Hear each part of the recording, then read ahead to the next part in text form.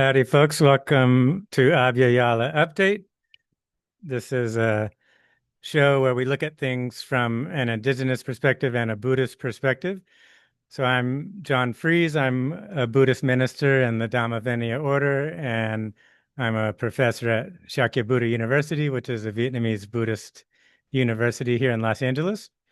And I'm here with my co-host Javier Ramirez, who's connected with the Gabrielino Shoshone tribe and the Linkapaton people in what is known as El Salvador, but that's Javier doesn't call it that.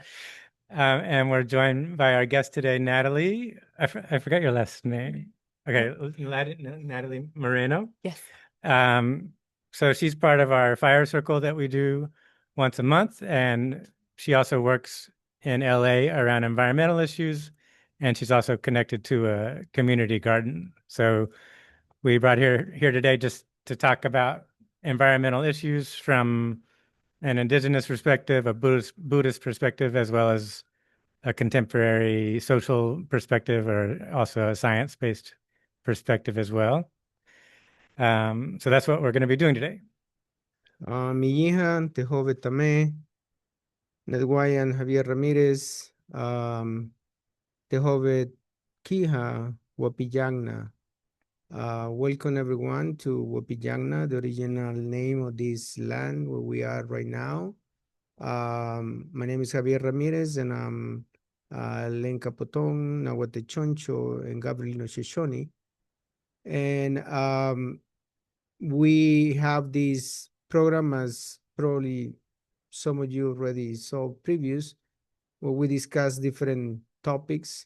Today, we want to cover part of the Abya concerns on environmental issues and some alternatives. We're starting to talk with John about alternatives to the collapse of the empire where we live. We also wants to always clarify that the name Abya is the name of the continent. This was decided international by the UN Permanent Forum for the Indigenous Right. They recognize Abya, a word from the Cunas in Panama, to name the continent instead of the Americas. Americas. Then we use Abya in this term to talk about the whole continent. But today in this chapter, we want to focus on North Abya, more specifically California. And we hope that this will contribute to the big narrative and conversations we're having in different communities. So, like I said, Nathaly is here with us as part of our fire circle. So, Don Javier leads a fire circle here once a month. That's based on the Nawa Linka tradition. So that's how we know Nathaly. And so, yeah, I guess maybe one question is, how did you get connected to the fire circle to begin with? And then we'll go into what your work is after. Yeah.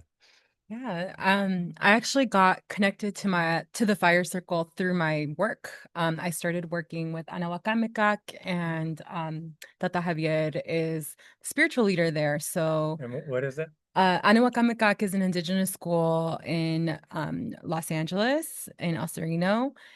We started working with them on the project of Ya'ana Village, which is the largest land back in LA County.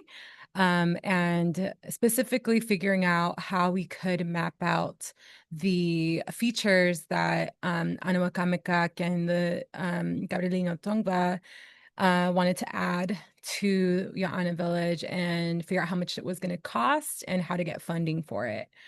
So right now we're working with Anahuacamecak on figuring out the different local LA County funding that might be able to fund certain things on Ya'ana Village. And so through that experience, I met Scott Scoggins, who is also, his background is also Cuscatan. My background is from Cuscatan, which is now called El Salvador. And so we were able to connect because the fire ceremony is Nahualenca, which is Nahua is my lineage, my indigenous lineage. And so yeah, so it was really great to be able to have a local fire circle that I could attend that was very relevant to my background. I only want to add that, Nathaly, like she mentioned, she's working with an Awakalmeka in the land that they give us back to the Gabriel Shoshone, which is the Chief Jana village. And it's we have discussed that in previous episodes, where we're trying to, recreate the original vegetation with plants and trees that are native for this land. And not only have been part of that effort, helping us to mapping and also starting to work and how we can maintain that process in the land. And thanks to that, we're starting to see, others relatives coming into our land. We have coyotes, we have wildcats, hawks, different rodents, reptiles, serpents, bats, all of that before it was not there. Because we're recreating an environment where they feel comfortable and welcome, they're starting to show up in our land. And one thing that's cool, I feel like, we're talking about the environment and how can our society transform. So the idea that you have a school for kids and you have the Nawa speaking indigenous layer, you also have the local Gabrielino indigenous layer. So to me, that's like a school indigenous layer from Central America that's here in California and the local California indigenous culture. That's pretty amazing, all those layers coming together through a school. I feel like just that alone is one of the things we need more of. Is what if the whole public school system in LA could start doing more things like that? Yes. So what is your organization then that you were helping the school with? What you said you're working with them, but who's we that is working? Yeah. Yeah, so I first want to say that all of these opinions are my own and don't reflect any of my places of employment. And so I work for a creative studio called Spherical, and they are funded to create a digital platform that facilitates climate resilience, community-driven climate resilience infrastructure, which we call living infrastructure, because we're looking to incorporate different elements like the built environment, the social environment, and the natural environment, and have them coexist in one kind of umbrella that creates both that has both climate benefits and social benefits and also ecosystem benefits. And so thinking about living infrastructure that way helps agencies, other organizations, community-based organizations can think about how they might transform their environment. And one of the things that I also believe that I bring to my work is that people are experts in their own lived experience. And so if you've been living in a community for decades, or you have a certain familiarity with the landscape, the location, or you bring with you a difference in perspective that's not the dominant perspective, then that means that you should be able and should have a seat at the table when it comes to what's happening in your own environment and what gets put there. And so that's sort of the premise, is that people are experts in their own environment. They can drive their own climate resilience planning. And this is to facilitate folks who are aligned at the state, county, and hopefully in the future federal level to kind of make those visions and those efforts become reality. Well, we live in this state that is called California, and specifically Southern California. Our tribe, the Gabrielino Shoshone, cover a big space, But my concerns is there's a lot of issues with environment, especially because in January we have those big fires that, you know, cause a lot of damage in a lot of property, and also a lot of people are afraid of, you know, within the summer, coming into summer, and fires are really an issue. Then what um, environmental issues you see in this area more prevalent that you notice people are concerned and they are looking for resources? Yeah, the top two areas are water and extreme heat. So, right now, I have less insight into San Bernardino County because a lot of my work is LA County based, but we purchase a large quantity of our water from the Colorado River. The Metropolitan Water District owns a lot of land in Northern California, and they are running out of that water. So, and their incentive is to sell water. So, at the end of the day, if you have a capitalist structure, your incentive is to make the most profit as possible. And so, right now, they still want to make that they're in the business of selling water, but they're running out of it. There's the Colorado River is getting lower, and there's just less water to go around. And so we need to focus on water capture. And a lot of, from what I understand, especially most of my opinions are informed by Tina Calderon, who I heard speak. She is in my environmental justice fellowship. But basically, we need to let the water flow because we need to have more infrastructure to replenish the aquifers. So right now we have a lot of pavement, impermeable surfaces, and what that means is that we need to replenish our aquifers. And when there's impermeable surfaces, the water kind of just sits. It also increases flood risk. It increases flood risk. So because we don't have native plants with deep roots, or we don't focus on that, then we're actually able to capture less water because those roots are not the soil is not the soil that's not covered by an impermeable surface can't capture that water. The water is not going to be able to soak through it. Kind of just it also becomes an almost hydrophobic layer, especially after the wildfires.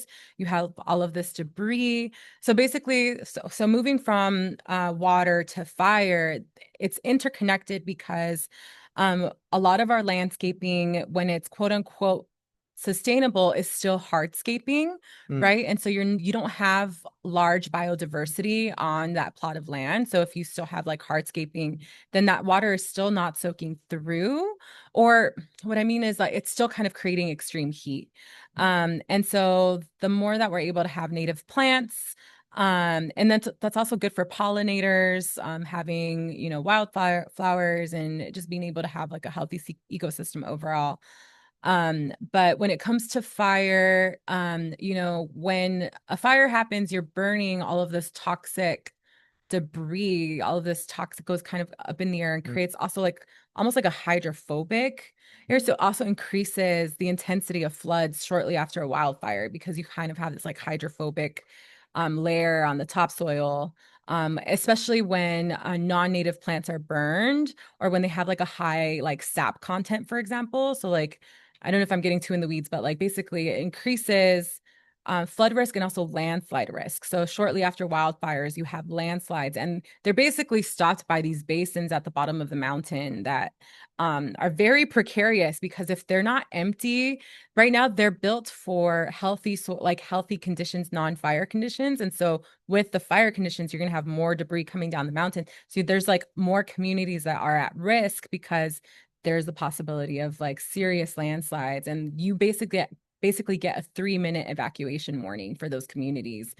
So there's so many interrelated issues. And at the end of the day, it comes down to incredible land mismanagement, not listening to the Gabrielino Tongva, not listening to the indigenous communities who understand how to manage the land, how to do prescribed burns, how to like building in places that shouldn't be built upon, enclosing the LA River, channelization. There are all these things that are interrelated.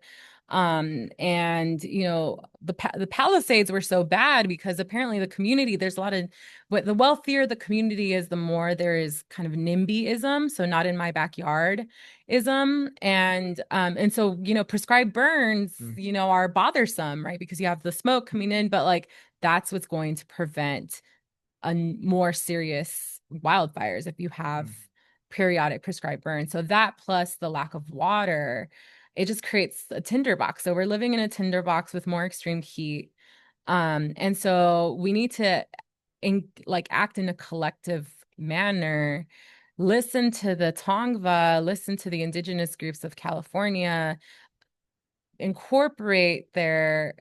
them lead their land management practices, and then be able to fund that on a collective level is really what's important, especially in Southern California. Yeah, I think you mentioned something important that in the Gabrielino tradition, before the invasion, we maintained, burning as a way to maintain the balance. And it has been a practice that, as you said, many people don't like it because of the smoke, because they're afraid of the fire. But now we have the consequence of not practicing those preventive measures. The fires are are stronger. We have a lot of this time we had a lot of winds coming from Santa Monica that really increase the fire, and they cause a lot of damage. But that is because, like you mentioned, we had not prepared the land properly, and also the because of all of those things that we don't prepare the land cannot absorb water. It becomes drier, and as you know, I noticed in our land also there's a lot of invasive species of bushes like the mustard. Yeah. That is, it's as soon as dry up, it's like I don't know, you put a little flame and it's a big fire. Yeah. Then that's a big problem that we have here in California, with those invasive species. And because we don't continue promoting native plants, trees that can provide that consistency with the soil, we don't allow also rodents or other animals that, giving oxygen to the soil. The soil is really hard. It's not really good for cultivating or any other things. Then I think it is important to, like you said, listen to the indigenous communities. Last week we present to the supervisors of the Lake County a proposal that is called Resiliency Los Angeles. It was Resiliency Climate LA was called. Is a proposal that several allies with the Gabriel Shoshone Nation of Southern California and Anahuac we collect signature and we presented to the Board of Supervisors last week. I don't know if they're gonna see it and they're gonna take in consideration that. I don't know if you had the chance to see the proposal. Yeah. And what is your opinion about that? Because maybe that could be a choice for LA, especially in this moment that we know fire season is coming again. Yeah. I mean, I think, in my opinion, it's going to take time, but it's imperative that we move as quickly as possible toward these models, because it really is just, we should have been doing all these things yesterday. And the more that we delay, the more that we insist on keeping our both governmental and social structures siloed in such a way that we don't adopt a lot of these efforts are collective. And something that I'm seeing in my work on climate resilience infrastructure is that there are a lot of agencies that work on related things but don't speak to each other. And so interagency collaboration, intergovernmental collaboration on state and county levels. And, it's really unfortunate that the federal government is essentially offline because they can provide pivotal capital to fund these sorts of projects that are, what I work on is multi-benefit projects. And so that means that we work on one project that has many benefits, on the social, environmental, and built level. And so that means that it requires a lot of collaboration, both from the community side and also the governmental side, and also the private sector.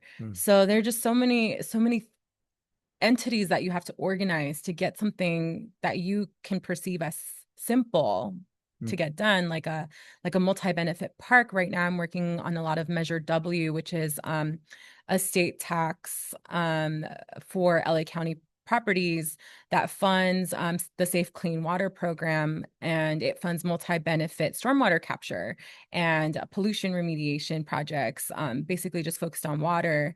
And so, sometimes you have like infiltration basins. So basically like the sets of rooms that allows water capture so that it doesn't just go run off into the ocean. You're able to have that water and it kind of replenishes these basins.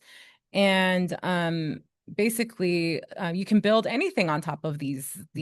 So it could be a park, it could be something like an urban farm. Like you can build things on top of that are going to be beneficial to the community.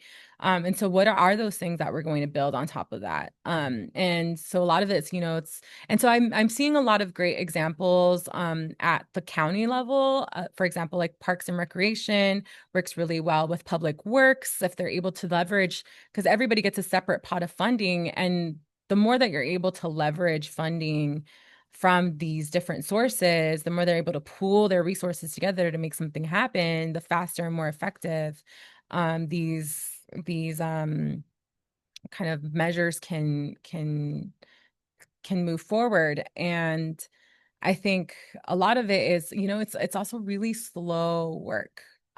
This isn't, it's not going to happen tomorrow. It's not even going to happen next year. It's over decades that these projects move forward.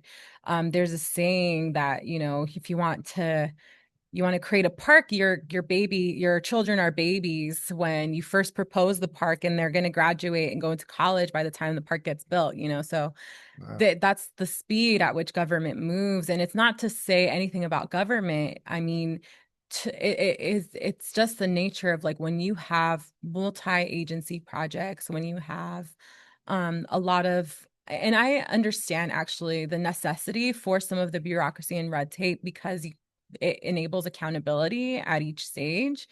And that's why, community is really what accelerates what government does. If there's a lot of demand for something and there's coordinated community action that pushes government to do XYZ, then, the likelihood that XYZ will happen increases. So it really is dependent on the ability to engage communities. But when we've got an exhausted society, we're barely surviving with our, low wages and like we barely have any free time. Like it's really easy to get disaffected and disengaged. And so it really takes kind of enticing community members with, again, also like multi-benefit community meetings, the kind of why I work on projects like Lopez Urban Farm, the community garden that I'm board president of the nonprofit that runs Lopez Urban Farm. So basically, we create these opportunities for community members to learn about all of these things, learn about why it's important to get involved and learn, like look at their environment a little bit differently. And realize like how important it is to move these things forward. Because not only is it beneficial for the ecosystem, but it's beneficial to us, our mental health, like having green space and having walkable cities and walkable areas are just really good for us. Being exposed to the earth and to other animals, it's good for our mental health. It's good for our well-being, for a sense of place. And I think that once people kind of experience that, like when they walk into Lopez, that there's all these resources and abundance available that's free to them, that they can create themselves, that they can be a part of themselves, then it kind of shifts the dynamic of just like, oh, I'm doing this because it's the good for the environment, but I'm actually doing this because it's good for me. It's good for the longevity of the places that I live in, and I will live better if I invest in these things. Yeah, I feel like so I'm a Sagittarius and my son's in the ninth house. So I always like think big. Uh and so I think, okay, yeah, we need a huge revolutionary change. So like at the level of the New Deal, Mm. or say like, the hippie counterculture movement. Like um we need some like very large scale collective kind of movement. And so then like if I was like, okay, if I could just wave a magic wand, what would happen, right? Okay, well, we would switch from cars and planes to trains and bicycles and boats. Um, so everywhere there's a paved road, almost all of that could transform into green space or bike paths, or you still have light rail and buses, but you don't need the gazillion lane highway. So basically all of the concrete that's been going to cars, like everything should be upturned and made into green space, right? Mm. So that's like the radical long-term big vision thing of what ultimately we would be good, right?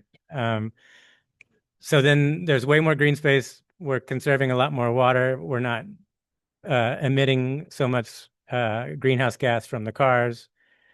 Um, so yeah, like light rail and buses and electric bicycles or regular bicycles, like to get around.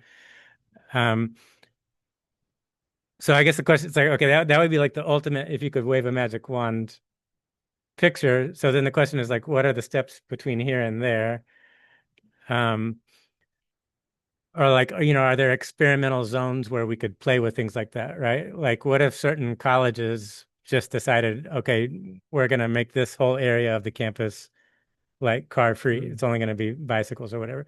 Or like say like, okay, we as college students, we're all going to go in together. Like only 1 out of 5 of us is going to have a car and we're going to share the car. Or we're all going to commit to riding bicycles together. Or so I guess the question is like, I feel like that's like first of all, I think we need like creative like comic books or cartoons Mm. where you actually show a vision of something like what it could actually look like if you like really radically did it. Um, and then like, okay, what are like small experimental zones Mm. to start doing that? So I don't know that's kind of how I like when I go out, when I walk, like I'm going to the grocery store, right? And okay, I'm riding my bicycle, right? And I'm like, oh, what if this whole road, what if it was down to just 2 bike paths? And there you could have a whole extra row of trees, you could have a whole extra row, you could have like growing food, you could do all Mm. kinds of things. Um, Well, there's in a minimum effort, if you remember there was the P-22 was a famous human in the Griffin Park. And he died. Um our tribe in different bands we got together to bury P-22 properly. And after the death of P-22, the Los Angeles decide to do a cross path in the freeways, because they don't know how P-22 cross from, the Santa Monica Mountains to Griffin Park. There's too many freeways. Then they are building right now. I don't know if you know when they're gonna finish that, but they are building a cross path that is friendly to the animals to be able to cross without risking to be killed by cars. Then that's a good. I think that's a good initial step. But what I'm thinking is, if we eliminate more cars, we will not have the need to do that because we're gonna build spaces where the animals can cross to. without the risk to be killed. Then that's I think is I don't know, Natalie, in the projects that you are working on, if there's some effort like that in the communities in LA that they're trying to create more green spaces or friendly to animals, not only human, but also all animals. Yeah. I would say one of the projects that we're working on is Elephant Hill, which is a space in El Sereno that because, El Sereno But it's in was front of the yeah, it's of right land. across Yeah. Yaana Village. Yeah. So, because El Sereno was a neglected area of Los Angeles, one of the side effects of that was having this space that wasn't developed on. And the reason why it wasn't developed is it's a very hilly area. It's still subdivided into different parcels. So there are like a lot of private owners there that are trying to figure out what to do with that land.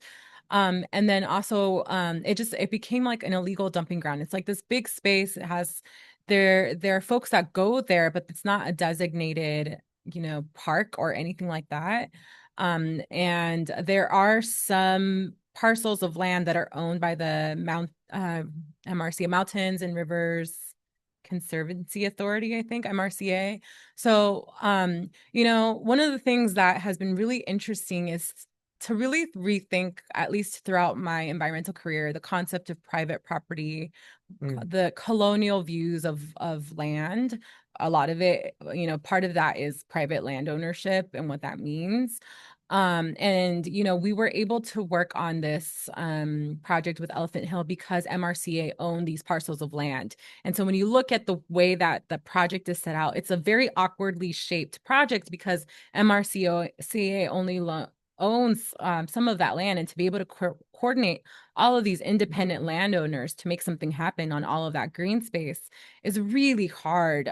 There's an effort in the San Fernando Valley to plant 250 trees, but in order to do that, you need to talk to a lot of private landowners. And so initially when these folks first started the project, they're like, okay, we're going to knock on 300 houses, but that's not possible. You can't, like, a 1-for-1 ratio isn't necessarily how things work. They probably have to knock on like up to 2,000 doors to get those 250 trees planted. That's just the way it works when you have all of these different private landowners.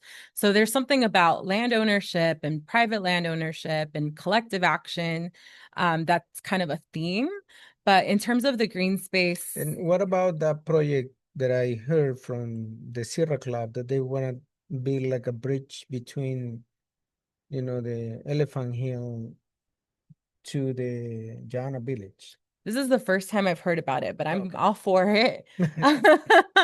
And yeah, so part of the the benefits of, working on projects like at Ana Village and MRCA is that we're able to do what's called nature-based solutions. So basically planting native plants and trees to capture more water, to filter the water, because it also like decreases pollution and runoff when you're able to capture the water on site. Because what ends up happening is when you have a big storm or the first rain after a wildfire, all of that debris ends up washing up onto the beaches and the floor. And so there are these pollution centers that start in the inner city, like maybe like Compton or something, and it ends up like contaminating the beach because that's where it starts. And so all of that oil and exhaust and runoff and all of those contaminants they go somewhere. They go to the beach because of the way that the water is traveling through our pipe systems. So it's all interconnected. If you're able to capture the water on site, replenish those aquifers, there's an underground stream underneath Elephant Hill, and when it rains, it threatens kind of the houses around. So the more you're able to capture that water on site, the more you're able to kind of prevent actually that. there was a canyon between the two, was a canyon where now they built houses. Yeah.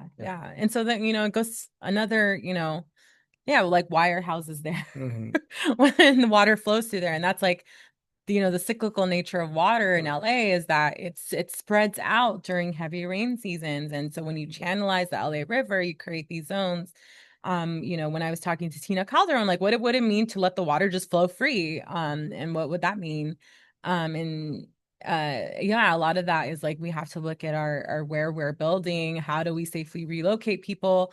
Also like higher density housing too. Like there's a lot of pricing of single family homes, I think, in the United States when you can just fit a lot more people when you have higher density housing and thinking about our zoning laws. So private property has been a theme that I've been thinking about that I need to explore more. But you just looking at the history, it's all interrelated. There's a long history of why we are here the way that we're here, what's happening now. And it really just it starts back in like I don't know when England enclosed their commons, but it starts from way back with then, and it's passed over to us, and now we have this problem that we've inherited from Yeah, and I know that our colonization. sister Tina and her daughter Jessa, they are Gabriel Tomba Chumash.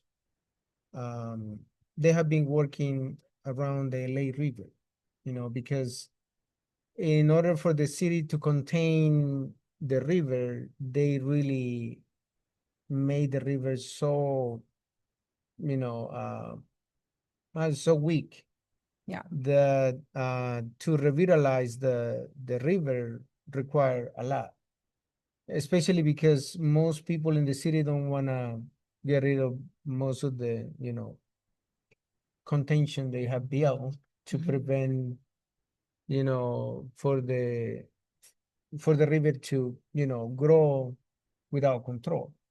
Yeah. But that's, doesn't provide all the environment that the river had before, and doesn't allow us to use the river as we supposed to use it. I don't know if you know more about that or the Lake River efforts um, to rebuild the environments. I know there's a section that they starting to use Kia. That's our traditional, canoes that we use. But it's in a small space, it's not enough, but at least you can use it. How the project is going. Yeah, I'm not too familiar, but I'm learning more and more as I go. And yeah, I'm learning more actually from there's a group in the Owens Valley that has it's called Walking Water, and they have a series of talks called Talking Water. And so it's basically to raise awareness of the connection between the Owens Valley and Los Angeles and how, water is such a big kind of big issue that we really need to understand, and especially if we want to drink water in LA. If we want to have water, we really got to put a lot of pressure on groups like the Metropolitan Water District and other folks that run our water infrastructure, because yeah, it's such a big deal to LA County. It really is. There's a whole history there that I'm still getting more and more familiar with, but a lot of it really is like not understanding how the ecosystem works, trying to dominate the land in whichever which way, not thinking about our non-human relatives when we're, establishing our built infrastructure and our built environment. And so it requires a whole different way of thinking from both the community level and, the governmental level. And so I know there's like this big vision, right? And I think that it's possible, but really, like at the end of the day, we really need to tax the hell out of rich people and figure out new ways on how to use that money to reform our infrastructure and our systems according to values that include not just profit and our short-term, gains, but our long-term longevity and just living. It's not just, because it's the right thing to do. Especially in capitalism, like the right thing to do never has anything to do with it. The right thing to do is always what's going to lead to the most gains in the shortest period of time.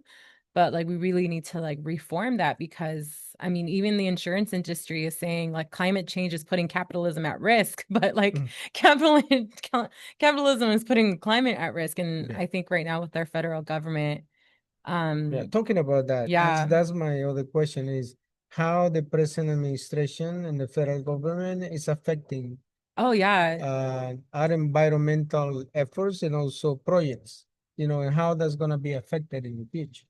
Yeah, well, the EPA essentially is now pretty much a defunct government organization, and they have illegally canceled some of their already agreed upon contracts prior to the Trump administration and revoke that money. Um, Folks that had that money in their account, like the money is visible, but they can't withdraw. And so really like the federal government and the movement is really like the last kind of death knell of like colonization and white supremacy, because people like that's why they're so against DEI. That's why they're so against all of climate, because these issues, like you really need a lot of different types of people at the table to come up with robust solutions for climate change. And climate change requires collective action, and it requires thinking outside of capitalism to produce solutions that are actually viable, that are going to have the benefits that we need to have in order to address these things at the rate that we need to. And so, the federal, I think like, white supremacists, they're not stupid. Folks that have been holding on to power and like the power, they're not stupid. They understand that all of these things are going to be the end of them if they gain traction and movement. That's why DEI is such a threat. That's why the EPA is such a threat. And right now they're like doing like a bonanza on public lands, selling them for like oil exploration.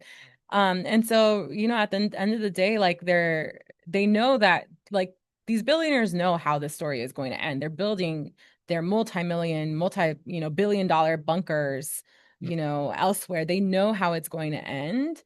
And they're kind of just like, dismantling, like selling us for parts, right? While they prepare for their post-apocalyptic future. And honestly, like as a regular person, I don't want to live in the future that they are preparing for. I want to invest in elsewhere. And to do that, we need to tax the hell out of them so that they can fund it, because they didn't make I mean, I'm preaching to the choir, but they didn't make these billions themselves. They used all of our infrastructure, everything that we've paid for to make their wealth happen. So we need to tax them. And so what's going on with our tax policy, like it's all interconnected, really. Like it's really just like a power grab, maintaining power, the status quo. And we really, I think the public in general, they're waking up, and they've been waking up. And that's why they're working so hard at suppressing all of these alternative formats that they're working on suppressing. Yeah, I mean, I feel like the New Deal, it was like, okay, we had the Depression, the economy crashed, the Soviet Union was in existence, and there was like the communist movement here was growing. So then the New Deal was the compromise so that America won't go communist, but we will do some reforms to the capitalist system. So then we did have the massive public works projects, and we had the higher taxing on the rich and all that kind of stuff. But then it's just been eroded over time. And I mean, one of the problems with the New Deal is it kind of jump started the whole car culture, right? So I feel like it's this hyper individualism and capitalism. And so, everyone wants their own individual car, everyone wants their own individual house. They don't want to live in an apartment complex. So That's that's the so-called American dream. right. You And have your own house, your own yeah, car, your own nuclear family with, able to go to vacation, work, and enjoy life, all of that. right. And it's turned into climate catastrophe, economic catastrophe. You have to go on a commute for 2 hours to get anywhere. So it's obviously falling apart. So, okay, now we're back to, okay, we need another New Deal, basically, to do another massive change. And so I think a lot of it is younger generations and then marginalized groups that all have to come together. Um, so I feel like, yeah, like one of the things would be, okay, we want to have, say, an apartment complex And then surrounding that is all green area, gardens and everything like that, right? Yeah. So I think, okay, that practically speaking, that's one solution is transform neighborhoods in which it becomes like that, right? And I think at this point, Nathaly represent that generation that is taking over because we are, at least my generation is going out. Yeah, it's a Then, generational yeah, shift. then Nathaly represent the generation that needs to take over in this environment, because you want to have a different life in the future. But I don't know if I'm gonna see it, but at least the generation after Natalie's generation will be able to sustain it. And so for me, one of the key, because I was a Buddhist monk for 12 years, right? So I lived in a monastery. We shared everything. It was all communal. We had small amount of physical building and a large amount of natural space around us. And so it was because of practicing meditation and learning how to relate to each other in a community and work out all of our issues that we were able to do it, right? So I feel like that's one of the huge things is different, like indigenous communities or other communities that know how to live together. We've basically forgotten or lost the ability to know how to live together, right? So even if tomorrow you put everyone in an apartment complex, that doesn't mean they're going to know how to relate to each other and function, right? So that's to me is one of the huge things, like as a Buddhist or people who are in touch with indigenous cultures, is our education system or our religious communities or whatever, like that has to be a big part of the deal is how can we live in an apartment complex where we're sharing things and we all get along with each other? Which means how do we deal with our trauma? How do we heal? How do we like all of that has got to be central to it. And in previous episode, we had talked about that, how, we see some Buddhist communities are building that, where there's a temple, there's a space for meditation, there's a space to meeting, and lay people can live in those spaces, not just monks and nuns. But also, and this is I think part of what's we invite also Natalie, because where we can find spaces where diverse community can join to work together. And I think community gardens are a space for that. And we don't have a lot of those, but we have some examples, and Natalie is a volunteer in one of those community gardens that I think that sample for us to start promoting in our communities. How can we build that more?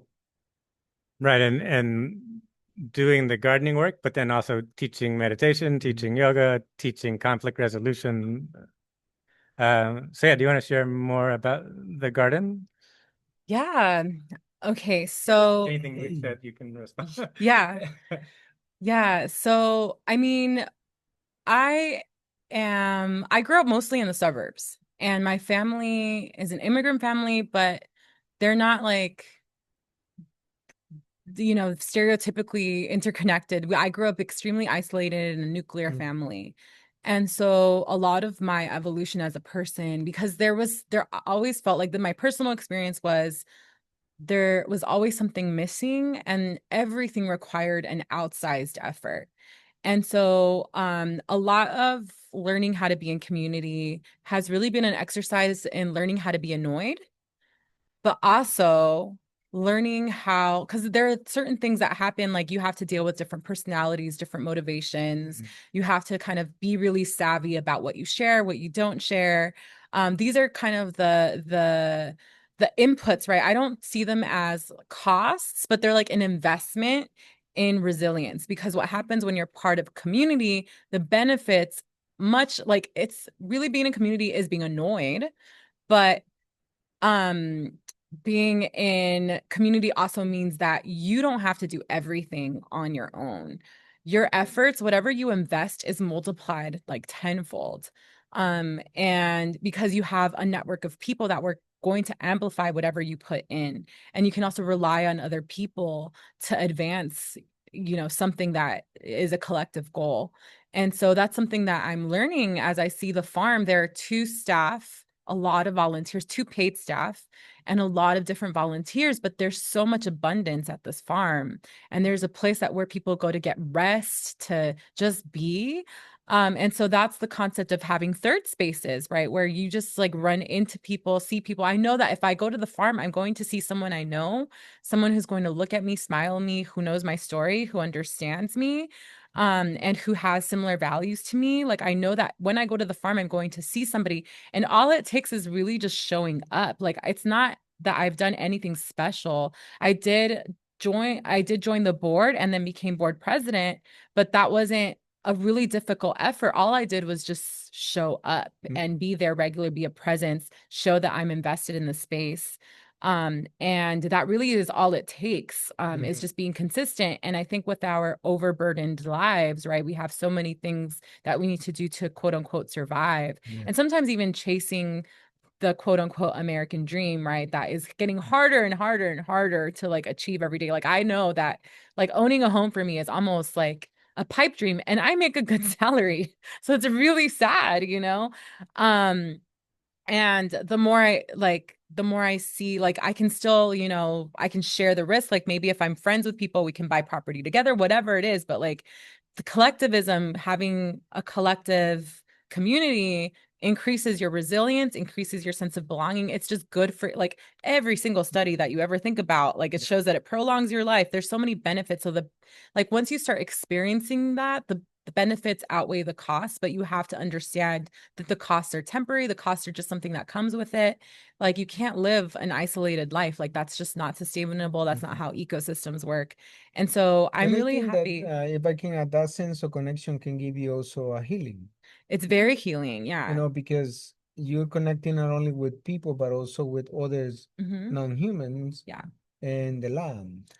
Yeah, I mean, when I go to the farm, so first of all, the farm is in an incredibly industrialized part of Pomona. If you look at a lot of the different indicators, especially using the software tool that I like that I'm part of, like informing and building, you can see all of these data layers on this tool where you can see like all of the contaminant sites that surround. It's like a very incredibly contaminated, like industrial urban heat island, which means like there's not a lot of greenery around. So that means it's just a lot harder there because it's everything is covered in asphalt and concrete.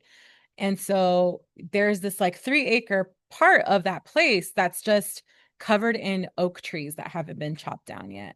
That you know, there's all these crops that are also culturally relevant. So, you know, all of these efforts against diversity, right? You're kind of limiting, you're cutting off your nose to spite, you know, I don't know what the saying is, but like there are all these different, this abundance of food and different cultures that are represented because, you know, we've got an African diaspora garden, we have a Southwest garden, we're starting up a Central American garden. So all these culturally relevant foods that are available for the community, all of these are like, you know, nodes that started off because of community members' interests. So like not only are you able to pursue things that you're interested in, you're able to actually get the resources that you need to pursue something that you're interested in as an individual, but you can find other people that are also interested in the same thing. And so just learning to work together to make that happen, that increases your like satisfaction in life and your feeling of wellness.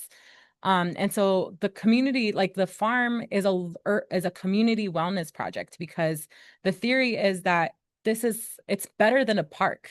Like you can show up and use it as a park. You can, you know, kind of sit under the oak tree and have a nice time, like sit on a bench and look out at the art and all the animals and the plants. But you know, we've got little Nigerian dwarf goats that you can pet. Anybody can go in there and start petting the goats. We've got chickens. And you know, we just had an art fest that was basically like we had all these vendors and artists and all these art events, and there was something for everyone. There was something for the little kids to do, the older kids, the adults. I had a great time, and it was such an intergenerational space. Like it's just like a really great place. So like if you live in the area, I definitely recommend that you come because it's just so cool. And we also have, it's a mutual aid farm. So all of the food is pay what you can, take what you need. So it's free. We also have a community fridge that is, you know, maintained by a mutual aid group. And then we also have a bodega. So like people donate really, at times like really high quality stuff, and it's all free.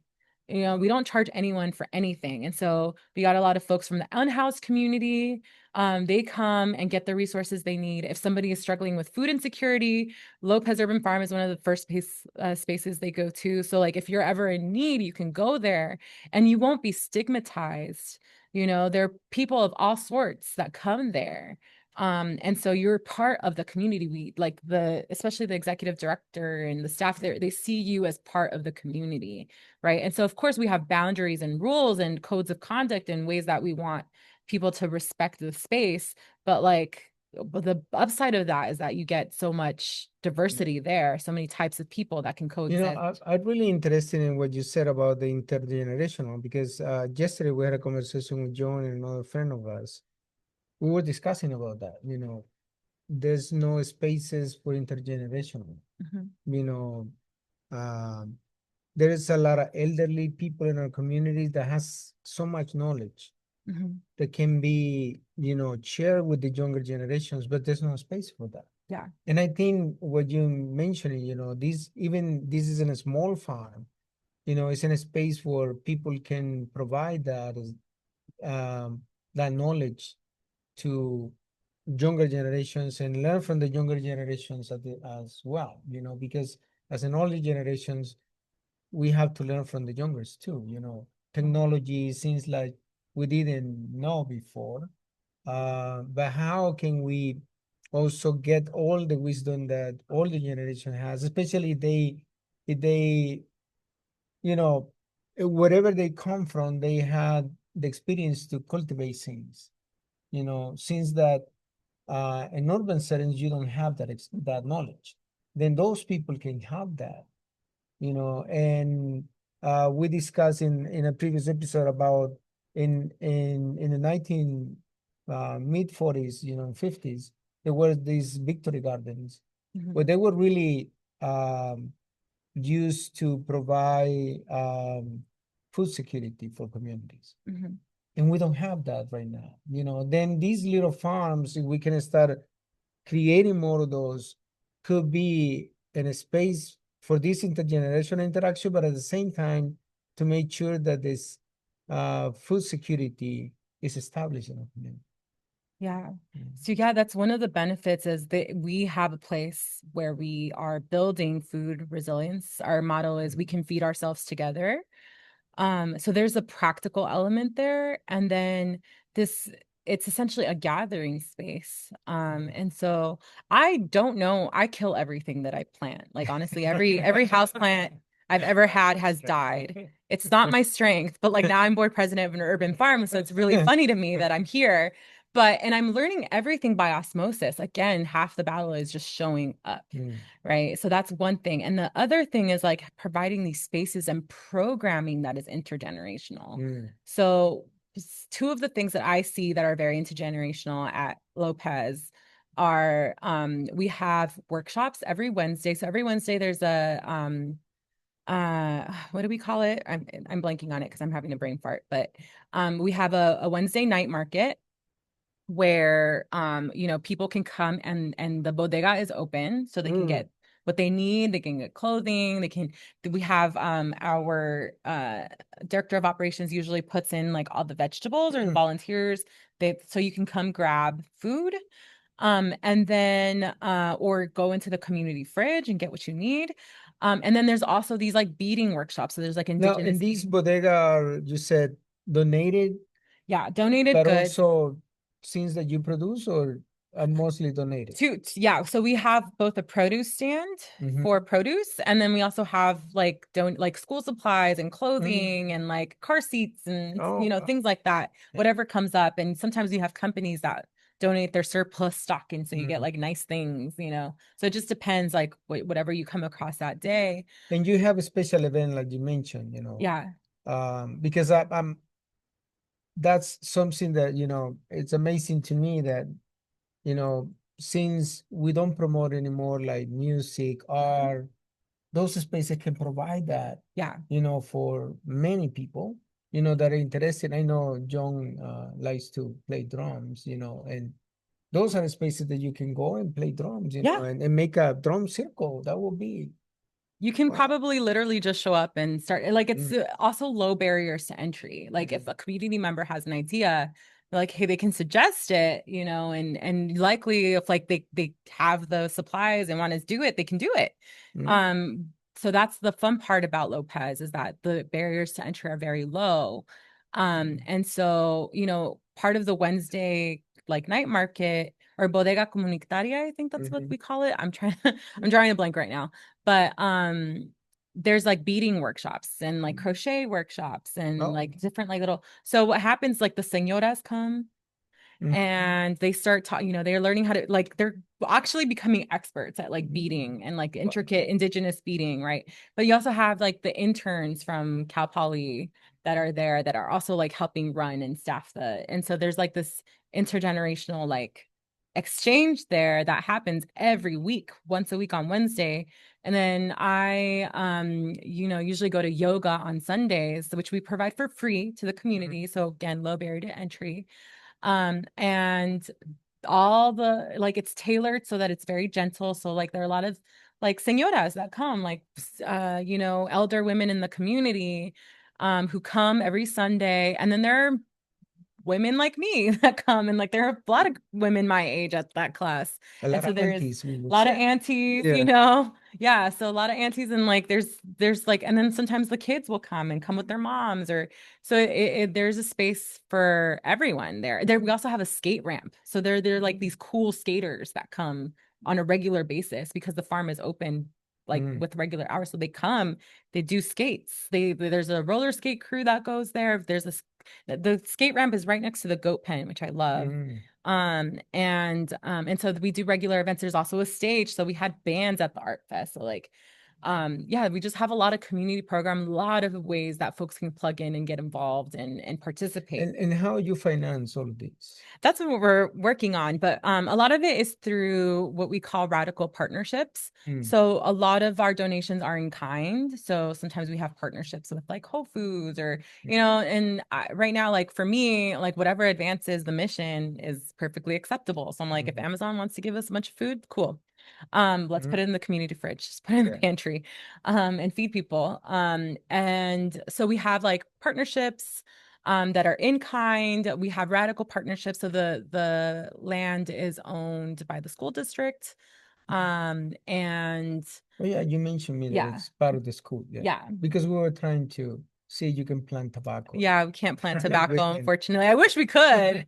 If we owned the land, then we could. But then also there's the question of land ownership. We don't know if Mm, we want to be landowners, but we would rather have radical partnership because mm, I think things just go further faster when you do it in a collective. mm, And so yeah, so right now I'm working on like kind of the 3 to 5 year strategy on how to finance all of these things, like think about grants and mm. grant management and infrastructure. So, at the end of the day, we're still functioning under the capitalist system.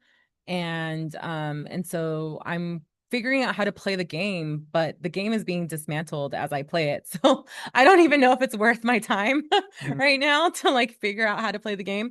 But at the end of the day, like what's sustaining us at like the short answer is radical partnership is mm. folks who are interested in what we're doing, seeing the benefits that we're providing to the community, like the art, the food, the green space. It's basically like a park with benefits. And There's a so lot of in kind. yeah, so anyone that wants to get involved and fund it, like, talk to me, send me an email. Um but yeah, so that's how we're sustaining ourselves. Mm,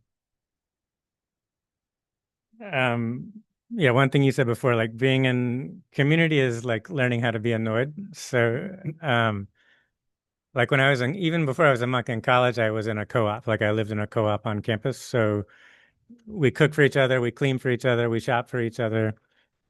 Um, so what I would get mad at somebody, but okay, I had to admit they cooked dinner that night, or like, oh, I got mad at this person, but I have to admit like they cleaned the bathrooms, So like on a material level, we're supporting each other. So if we do have if we get mad at each other, there's a bigger container where like the benefit outweighs being mad at the person, basically.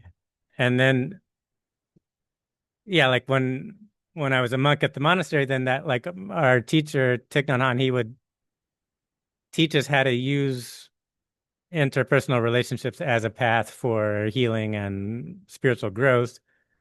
So it's like, oh, if you're angry at somebody, then like learn how to use it as a practice to like transform. So to me, it's like, okay, like you can't throw everyone together and it's just going to work magically. Like you actually have to learn how to do it, or it can become a toxic community. So, but yes, if it's done right, then it's like, oh yeah, I want to do more of the interpersonal work because I'm getting all of the material benefit that's coming from it. So it's worth doing it. So I guess this gets back to then if we need a big cultural change to happen, and so that usually means young people have to demand it. So to me, then this gets to transforming the education system, in which when you go to school, part of what you do at school would be being in a garden and learning how to grow food, or learning how to build like environmentally friendly like housing, right? So I feel like our education system needs to open up more to where you're not just sitting at a desk all day reading and writing. Like that's like we need other wisdom traditions to come in besides just the Western academic capitalist model. So that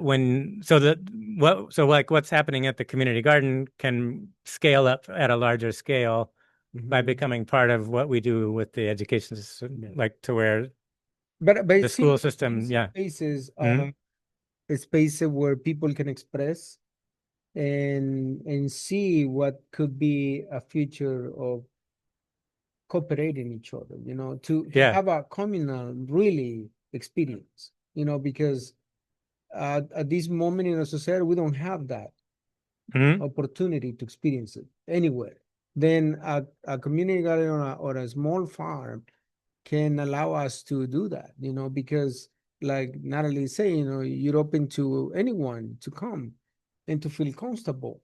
And they can see, oh, I'm interested to learn about this, or they doing crochet. Let's see, Since like usually you don't have the time or the opportunity to experience, and you interact with other people in a different ways, not necessarily talking and talking, but also exchanging interest in things, in common things. Then I think though this space like you mentioning, Natalie, are something that we would like to see more in the different communities. One thing, for example, that about what you mentioned about the more environmental construction in our land, as you know, Natalie, we're trying to, plant willow. Willow is one of the main, you know, material that we use for our keys. Those are the Traditional traditional Gabrielino building, structure. yeah, where you can sleep and all of that. Then if we have willow in our lands, and we can have tule, we can have those structures that are environmentally, and they are safe, and they protect you from heat, from cold, from rain, all of that, and when they already complete the cycle, you burn it down and you build another one. The thing is, how can we start learning all of that too? And these are the spaces, like, I not agree with you, we need to have a diverse community, where indigenous people can, share the knowledge that we receive from our ancestors, but a space where people can play music, can roller coaster or whatever Roller they skate do, or roller skateboard. skate, Yeah. or because that's what the younger people like, and if you have that space, that's wonderful. Instead of they risking their life, outside in the cities, you have a safe space for them. Um, you can interact with elderlies, you can interact with younger generations.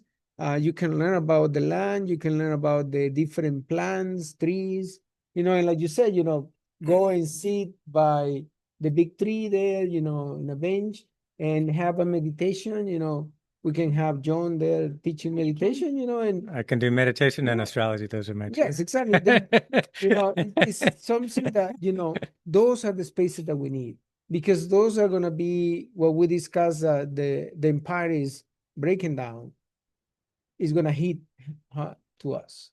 But if we have those spaces and we're starting to build them, we're going to have some alternative at least to survive the collapse. And then for me, it's like, okay, bring in young people, bring in college students, and then this is like expose them to this. And then now, okay, now take over the teachers union and transform the school system. Mm, So like what we have now is like a greenhouse, Yeah. and then it takes into a wider scale. yeah. That's me as a Sagittarius. I always think. Teach the student not to abuse the tobacco, and we can cultivate tobacco in those spaces. Okay, well, it's been great having you today. Any kind of closing thoughts that have come up, or anything else you want to share?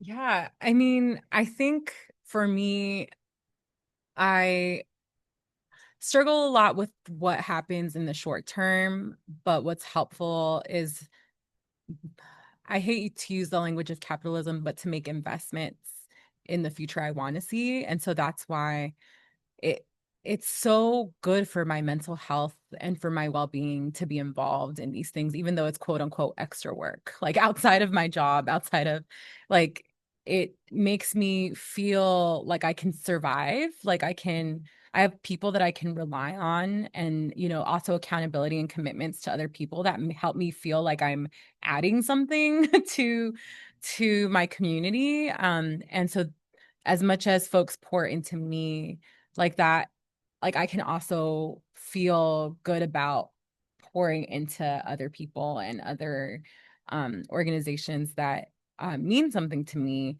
And then the other part too is, that's how movements get built, is by starting small, moving and making those investments day by day. I look at it as a kind of almost like compound interest, right? Like it kind of grows and grows and grows, if you just keep showing up and keep making those investments. And so for me, that's where I, like, as individual people, because everybody asks, like, how do I get started, or how do I, like, it's so big, like climate change is so big that I think that focusing on the problem, as big as it is not as helpful as figuring, like, looking around you and kind of understanding, like, where are places that you can start getting involved that kind of move the needle in a way that, where ecosystems are respected, where can you plant a native plant in your yard, can you see if there are going to be different pollinators in your yard.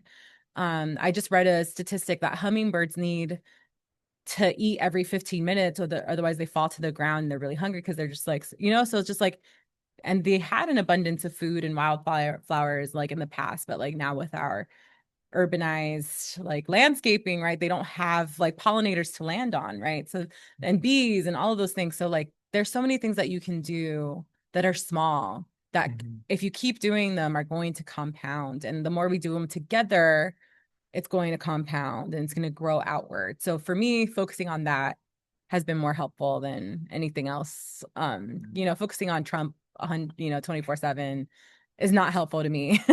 Focusing on what I can build in spite of Trump is more helpful. Yeah. Well, I only want to do an addendum. Oh yeah. Because I know also Nathaly is involved with a choir. I'm sorry, choir. And she has a beautiful voice, by the way. When we have the circle, she has singing sometimes. And I want to know, you want to share a little bit about the choir, your part, because it's a particular choir, which I think it is interesting, something that we also need to put attention on when we're building community, also how those things can also unify other people. Well, I'm part of a choir. I've been a part of it for 10 years. It's called Selah Gospel Choir. And the benefit of that choir is there are no auditions. It's not religiously affiliated, so you don't have to be a Christian to sing gospel music. And a big part of why I joined is the community, because we have no auditions, and all we require is that you regularly attend the rehearsals and agree to the code of conduct. That really is the minimum requirement, or the maximum requirement, to be honest. But so as long as you show up to rehearsals, practice your music, agree to the code of conduct, you're welcome there. And so what happens is another intergenerational space that I'm a part of. All types of people, all the races, sexualities, ethnicities, religions, and there are a few Buddhist folks that were part of the choir. We're singing Black gospel music. The reason why, so that's my first motivator for being a part of that choir, is that I get to be in deep community with people who have different lived experiences.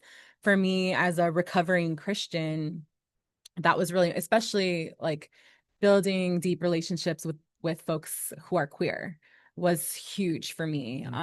Post, because it takes away, like, the more that's why, the powers that be are so afraid of DEI, because the more you have authentic community with people who are not like you, the more you're able to see their humanity, and the more you're willing to fight for them. And so when I have deep community with folks who are trans, who are my friends, I'm not scared of their impact on the community, like some conservative spaces are. I'm okay, with folks expressing who they are. And not only that, they should have the right to do that. And in fact, they make my life better by being who they are. So, and I know that because I live it, right? And so, um, so that's the first reason. The second reason is that, Black gospel music was born out of intense oppression. Like, Black people were the subject of unspeakable, or no, the object of unspeakable violence, and terrorism for centuries in this country. And when you know that and you hear gospel music, you can hear resilience, and you participate in that resilience, in the tradition of resilience. And so part of being a recovering Christian, even though I no longer identify with the religion, I get to claim that time and claim the themes that resonate the most with me, by celebrating that tradition and being having the privilege of being a part of that tradition by the stewards that run Selah Gospel Choir, who are queer, who are Black, who have that as part of their backgrounds and lineages. So I'm invited and great, I feel very lucky to be part of that community and kind of embrace that, because at the end of the day, like, you never know when you're going to be the target group next, right? Especially if you're not white, not male, not straight. So, Witness the environment that we have, right? exactly. And so when you're in that, like, when you're able to claim joy in spite of all of that, like, this is my birthright, to feel joy, to feel song, to feel music, then that is also good for my personal well-being as well. So, like, again, there's the themes of community and diversity and joy, and like how it helps the community overall and how it helps you as an individual. And so I'm just like really grateful to have looked at my values and have involved myself in these different groups that mirror back what I want to see in the world. Thank you. Did you sing before you got to the choir? Like, yeah. Yeah. I've been a singer. I mean, it's almost like a, a generational gift, I would say. Like, my even though my parents, they're not musical at all. It kind of skipped them, but like my extended family, even though I'm not familiar with them. So this is why I'm like, epigenetics. Like, what is that? I'm sure y'all have had discussions on all of that, but like, I feel like I inherited it in some way. It's very innate to me. And so I've been singing forever. And then I took some formal lessons in college. And then was involved in like worship teams at churches and stuff like that. I stopped resonating with the music. And so I sing in the choir mostly for the community. And secondly, to kind of reclaim my relationship with that time where I felt very disconnected from myself and my body, because I was following this very colonial type religion that was kind of killing my soul. So And you know, can I ask you to sing a short song to be, you know, a closing? You know, yeah. we have a great discussion, great conversation today, and I think with your beautiful voice, you can close this conversation that we have today. Okay, thank you. I'm going to move the mic away because I'm actually rather loud. Um, so this was my favorite song from the last concert. It's called, oh, what was it called? Rain, I think. Okay. Fall down, Lord, please. Let it fall, Lord, please. Fall down, Lord, please. Let it fall, Lord, please. Sometimes it's soft as a missing rain that gently touches our souls.